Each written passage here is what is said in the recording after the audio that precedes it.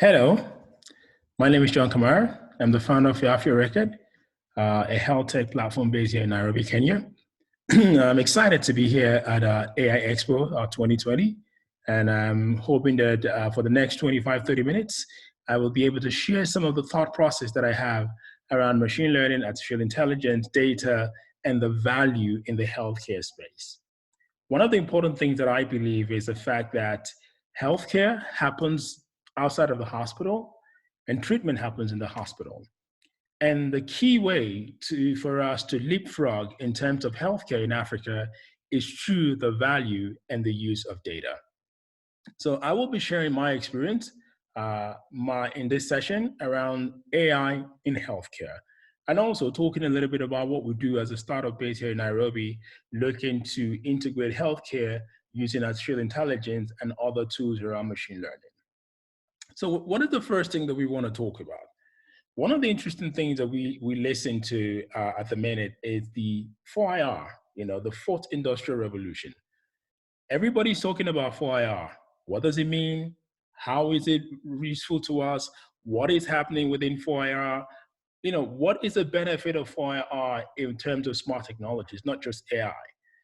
And one of the things that I believe is that, AI is a key driver to the change and the goal of the New World Order under the 4IR. And I think as Africa, the opportunity for us to leapfrog the rest of the world rests in the application, the use, and the tangible outcomes that we actually deploy within technologies we apply within the whole concept of the fourth industrial revolution. But to really go into it, we must understand a few basic concepts about AI. I honestly believe that AI is the next generation tool that allows us as a continent to equalize with the rest of the world. But there's a number of things that we need to do to allow us to get to that particular destination. So the first thing, one of the things I want to talk about is the vision of AI from an African perspective in regards to patient-driven healthcare. The objective, I believe the objective of AI in healthcare is how do we save that one individual, that one person? How do we provide better healthcare for them? How do we save that one person's life? Either through precision medicine, through providing better time for clinicians, providing variable models that allow doctors to make decisions very quickly, to understand quicker outcomes, to understand quicker results. But it all comes down to the very single basics. How do we save that one individual? How do we provide better healthcare for that one person? And how does AI play a role in this big opportunity that presents itself to us as a continent? So how can AI help in healthcare? Aligning with the vision of AI, I believe that AI has a very, very important play in regards to the development of healthcare, both from a rural perspective in the African ecosystem, all the way to the top of the food chain. Now, if you understand the concept of the value of AI, when you imagine a dispensary, a level 1 hospital, that at the minute basically stores data via books, pens and paper, and have no access to any form of data, has no access to any form of software, and basically is still living in almost the medieval times. Now, when you think about that, and you think about how we can leapfrog that dispensary hospital, that little clinic in the rural community, that little infrastructure in a community with very little infrastructure around social enterprises, when you think about giving them platforms and tools that allow them to equalize with the rest of the world, I mean, that is a powerful thought process on its own. And this is where I think, and that means that AI would have gone as far as rural Africa to actually help people, to help doctors, to help community workers, to help health workers, to really begin to help us bridge the gap of the ecosystem that we're talking about and the disenfranchisement, the disenfranchised model of how healthcare is actually deployed across multiple markets in this continent at the minute. So I really believe that AI can help us equalize rural healthcare. And what I mean by equalizing rural healthcare, it allows rural healthcare in Africa with very little infrastructure to also have, technology at the very base level that allows it to compete or produce the same type of results you would look at for the major hospitals or the major organizations or the major health infrastructures in Africa and anywhere else in the world. So that's one of the things that I really believe that AI provides an opportunity in healthcare. And we will talk about a lot more things as we go along. The other thing as well that we kind of look at is, the question that I like to ask is, do you need basic AI solutions, or do we need to build self-learning machines on day one? And this is an open-ended question that, I would like the audience to answer on their own. Do we need, or do you need to build basic AI solutions, or do you need to build self-learning machines on day one? Because everybody talks about AI and they go that deep into self-learning machine, deep learning, but is that really what we need on day one here in this continent? Again, back to that rural dispensary hospital, do they understand what we're talking about? Does it make any sense to them? Is it going to change what they do on day one? And we must look at this from a very pragmatic, strategic approach. What does day one look like for AI in healthcare? In Africa, specifically, I'm not talking about Europe, Africa. What does day one look like? What does day 2 look like? What does day 10 look like? And if we're able to map out this process and this timelines and the outcome at every junction of the timeline, then we will understand what it is we actually need to build in regards to AI or AI solutions or the kind of AI tools we need to build to actually allow us to participate in this ever-changing opportunity that AI presents to affecting the life of that one person. And that is a key. How do we affect the life of that one individual using machine learning? And it brings me to my third point. And that, I think, for me, is something that's extremely close to my heart, the importance of the right data sets. I mean, there is nothing you do with AI, and you can prove me wrong, or you can quote me anywhere. There is nothing you do with AI without the right set of data. Because without the right set of data, you already working via a flawed, structured set of information, and it only provide for you the information that is put in. That is exactly, the input is equal to the output. And I kind of related that back to the brain, the human brain, the cortex and the human mind. The biggest tool in the human mind is logic. And the opportunity for us to understand how logic works is a very interesting part of actually how we understand how AI and deep learning can change things. And if you think about it from that perspective of the brain and the mind, the amount of data you feed the brain determines the output that you receive as a human being.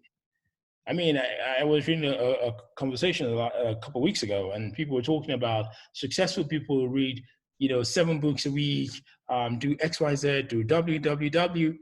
Now, what does that mean? They're feeding themselves with the right set of data. And the AI language of the brain, which is logic, is now taking those set of data and helping them recreate new sets of logic that you as a regular person would not understand. You would not even be able to conceive or think about that, because the sets of data you're feeding yourself does not align for you to recreate a new set of logic. So if you look at that and from that granular perspective as the human mind, the human brain, then you begin to understand that data holds the key to unlocking AI, especially in things like healthcare. Because the data you put in is the data you get out. The data you put into your brain, what you feed yourself, is what your mind works with, is what it processes, is what it writes its own language on, and it's what it feeds you in terms of what your thought process comes up with.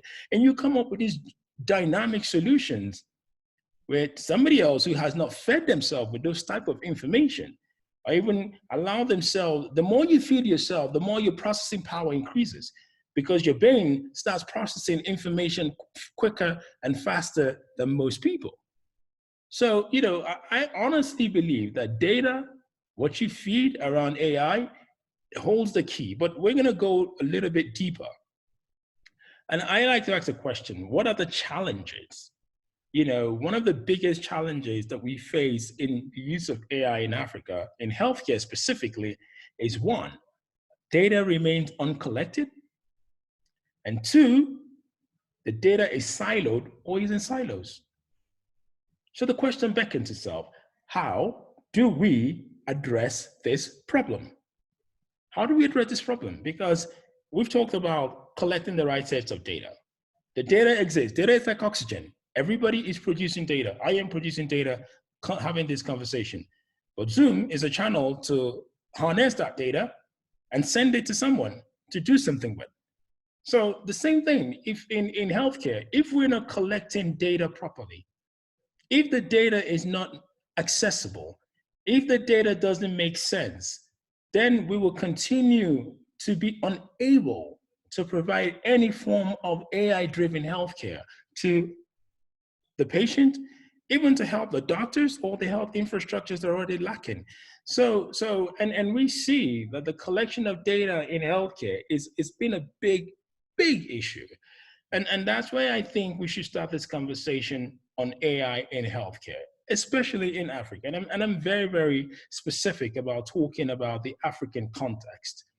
And if you look at that, then you ask yourself the question, what sort of data are we looking at collecting? There is structured and unstructured data.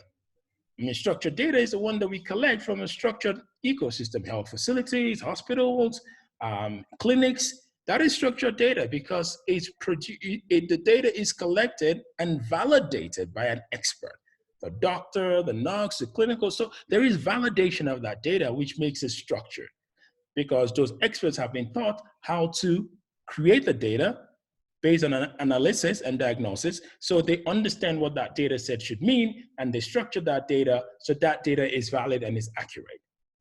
But unstructured data is the one that we collect every day: lifestyle applications, health applications, how you feel, what is wrong with you, your medication, all these things are unstructured data. And there's trillions of gigabytes of unstructured data that we collect every day or that we produce.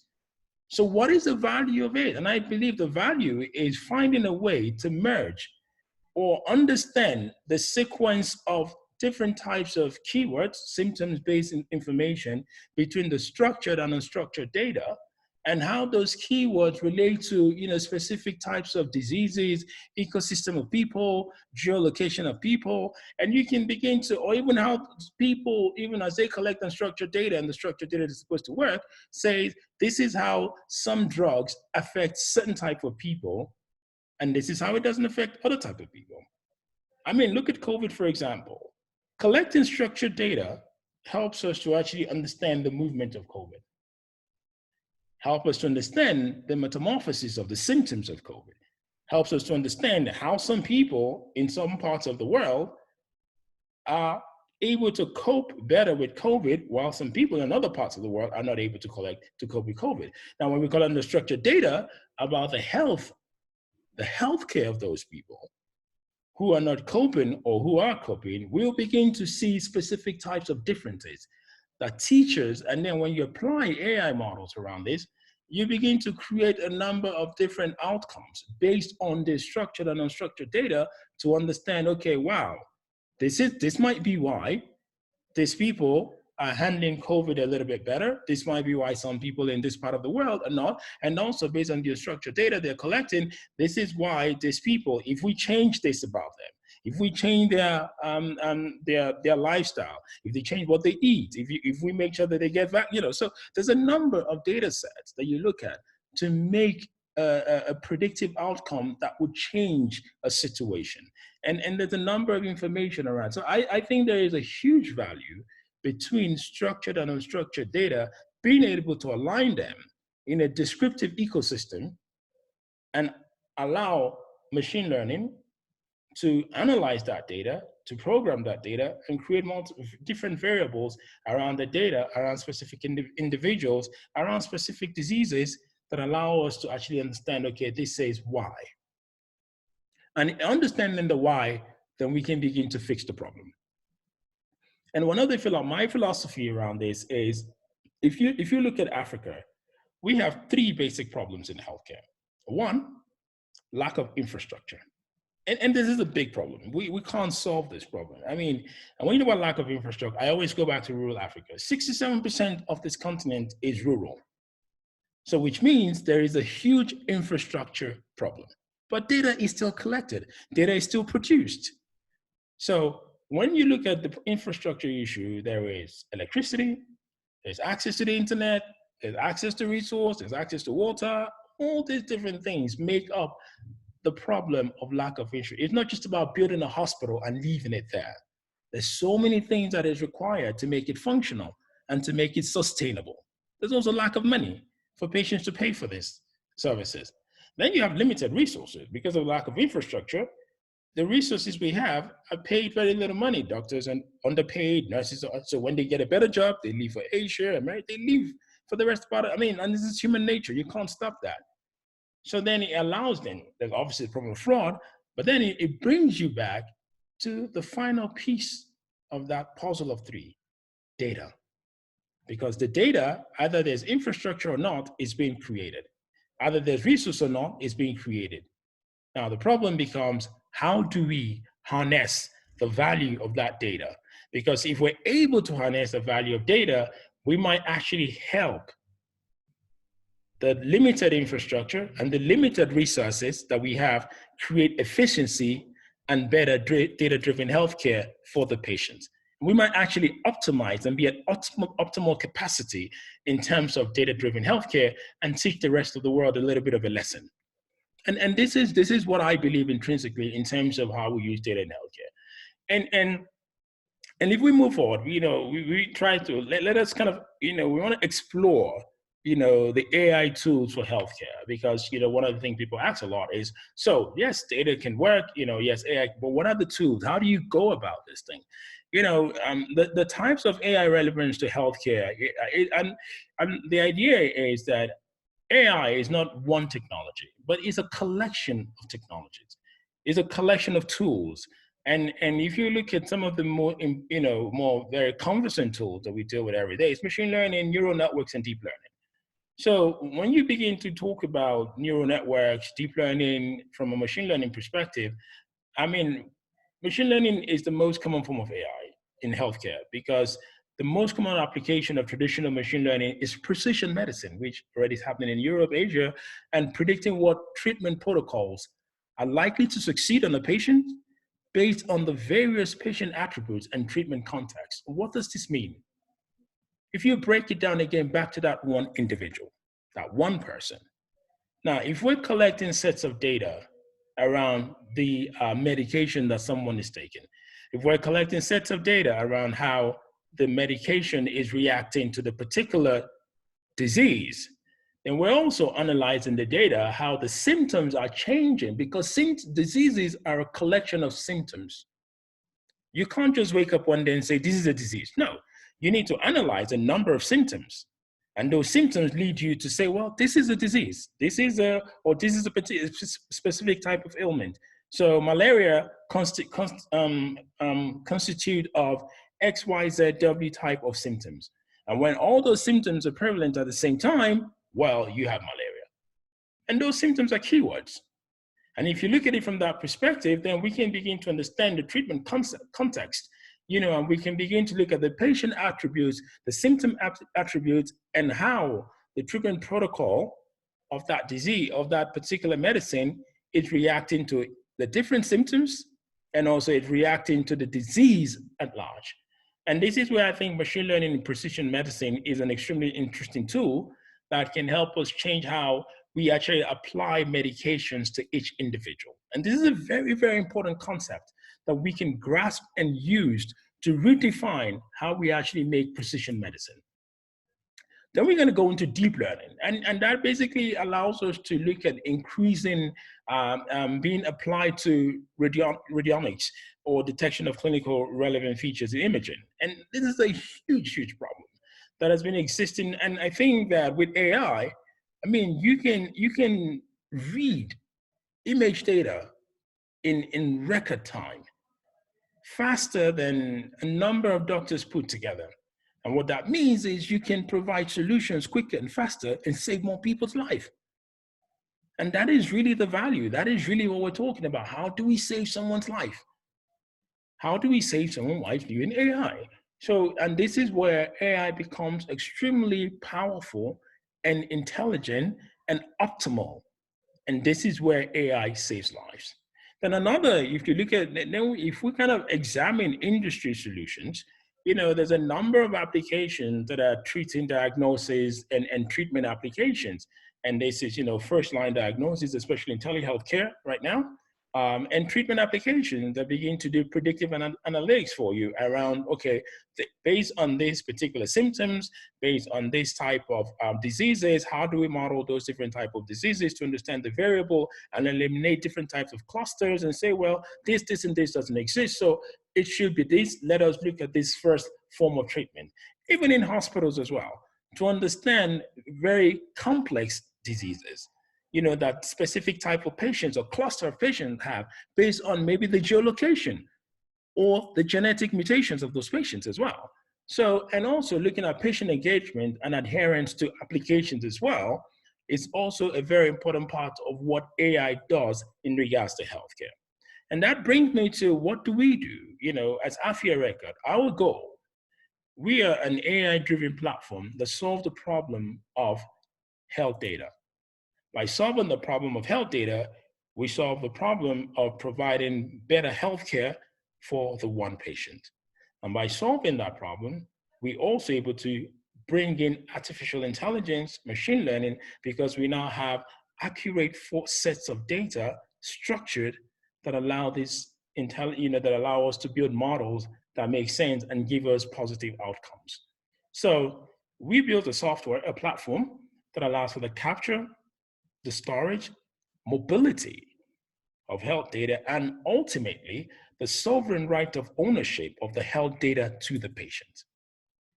Now, when we talk about sovereign right of ownership, it's a very, very interesting concept, but a reality. I have the right to own my health data. I have the right to own my health data. At the same time, I want the right for my doctor to have access to my health data from the last doctor, from any hospital, so he can actually make an informed decision before he starts treating me. And this is where mobility of health data recreates value. This is where mobility of health data changes healthcare. Because without mobility of health data, we will continue, as I said in the beginning, to look at data from a siloed perspective. And only a few folks, only a few people can ever do anything with that. The woman in the village, when she starts from the level 1 dispensary hospital and her data is collected properly, and a platform like Afyarekod provides mobility of health data, when she's referred to level 5 hospital, they're not related.